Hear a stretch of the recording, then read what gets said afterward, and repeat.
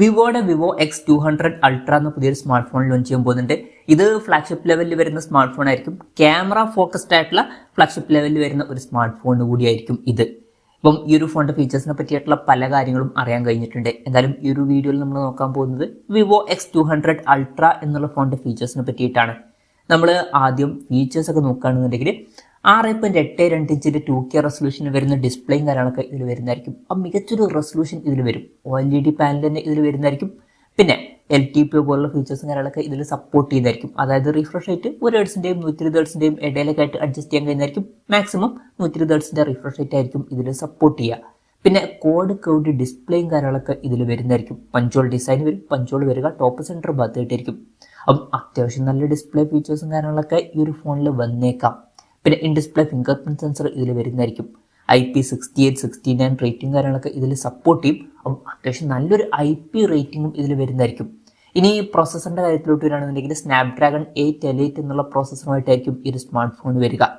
ഇത് സ്നാപ്ഡ്രാഗന്റെ ഏറ്റവും ലേറ്റസ്റ്റ് ആയിട്ടുള്ള ഫ്ലാഗ്ഷിപ്പ് പ്രോസസ്സറാണ്. ബെസ്റ്റ് ആയിട്ടുള്ള പെർഫോമൻസിന് ഇത് ലഭിക്കുന്നതായിരിക്കും. X200 സീരീസിൽ വന്നിട്ടുള്ള X200ഉം 200 Proയിലും മീഡിയാടെക്കിന്റെ ഫ്ലാഗ്ഷിപ്പ് പ്രോസസ്സറാണ് വന്നിട്ടുള്ളത്. മീഡിയാടെക് ഡിമെൻസിറ്റി 9400. പക്ഷേ ഇതിൽ സ്നാപ്ഡ്രാഗന്റെ ഫ്ലാഗ്ഷിപ്പ് പ്രോസസ്സർ ആയിരിക്കും വരിക. പിന്നെ 5G സപ്പോർട്ടും കാര്യങ്ങളൊക്കെ വരുന്നതായിരിക്കും. ഈ ഒരു ഫോണിൽ 24 GB റാം വരെയും 2 TB ഇന്റേണൽ വരെയും വരുമെന്നാണ് റിപ്പോർട്ടുകൾ പറയുന്നത്. പൊതുവേ 2 TB ഇന്റേണലൊന്നും അധികം കാണാറില്ല. പക്ഷേ അങ്ങനെ വരുമെന്നാണ് റിപ്പോർട്ടുകളൊക്കെ പറയുന്നത്. അങ്ങനെ വരികയാണെന്നുണ്ടെങ്കിൽ ഇൻട്രസ്റ്റിംഗ് ആയിട്ടുള്ള ഒരു കാര്യമായിരിക്കും. പിന്നെ LPDDR5Xന്റെ റാമും UFS 4.0 സ്റ്റോറേജ് ടൈപ്പും കാര്യങ്ങളൊക്കെ ഇതിൽ വരുന്നതായിരിക്കും. NFC സപ്പോർട്ട് ഇതിൽ വരും. IR ബ്ലാസ്റ്റർ എന്നുള്ള ഫീച്ചർ ഈ ഫോണിൽ വരും. അപ്പം ഈ ഫോൺ റിമോട്ടൊക്കെ ആയിട്ട് യൂസ് ചെയ്യാൻ കഴിയുന്നതായിരിക്കും. പിന്നെ സ്റ്റീരിയോ സ്പീക്കേഴ്സ് ഈ ഫോണിൽ വരും. Android 15 ബേസ് ആയിട്ടുള്ള സോഫ്റ്റ്വെയർ ആയിരിക്കും ഇതിൽ വരിക. ക്യാമറയുടെ കാര്യത്തിലോട്ട് വരികയാണെന്നുണ്ടെങ്കിൽ ഫോണിന്റെ പിന്നിൽ ട്രിപ്പിൾ ക്യാമറ സെറ്റപ്പ് വന്നേക്കാം എന്നാണ് റിപ്പോർട്ടുകളിലൊക്കെ പറയുന്നത്.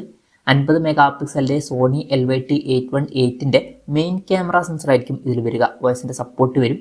പിന്നെ 200 മെഗാ പിക്സൽ ഒരു ടെലിഫോട്ടോ ലെൻസ് വരുന്നതായിരിക്കും.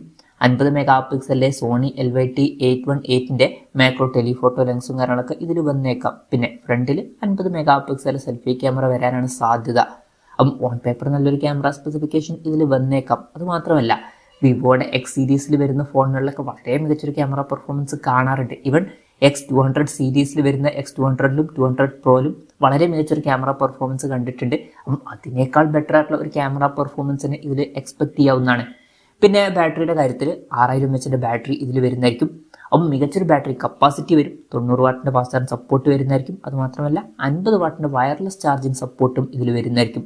പിന്നെ Type-C ചാർജിങ് പോർട്ടുമായിട്ടായിരിക്കും ഈ ഒരു സ്മാർട്ട് ഫോൺ വരിക. അപ്പം നല്ലൊരു ബാറ്ററി സെറ്റപ്പും ഈ ഫോണിൽ വരുന്നതായിരിക്കും.